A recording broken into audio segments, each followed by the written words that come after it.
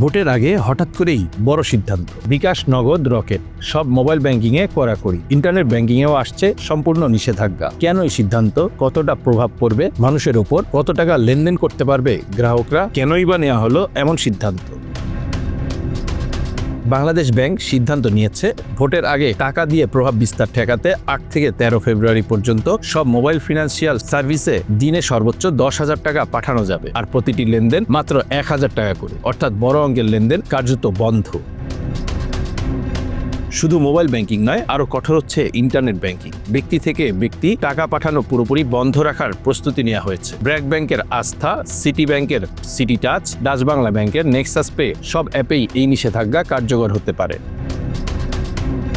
Bangladesh Bank ও Bangladesh Financial Intelligence Unit BFIU বলছে, এই উদ্যোগ এসেছে নির্বাচন কমিশনের অনুরোধে। লক্ষ্য একটাই, ভোটারদের প্রভাবিত করতে অবৈধভাবে টাকা বিতরণ ঠেকানো। এরই মধ্যে নগদ টাকা উত্তোলন ও জমার উপরও শুরু হয়েছে কড়া নজরদারি।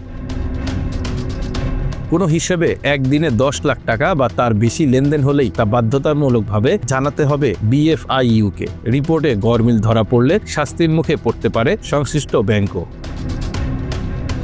বাংলাদেশ ব্যাংকের মুখপাত্র জানাচ্ছেন, নির্বাচন কমিশনের চাহিদা অনুযায়ী শিগগিরই এ বিষয়ে প্রজ্ঞাপন জারি হবে। প্রয়োজনে এই লেনদেন সীমা আরও কম বা বেশি দুটোই হতে পারে।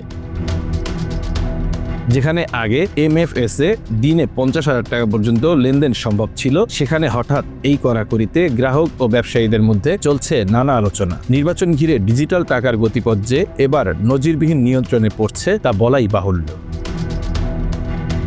Bangla affairs news desk.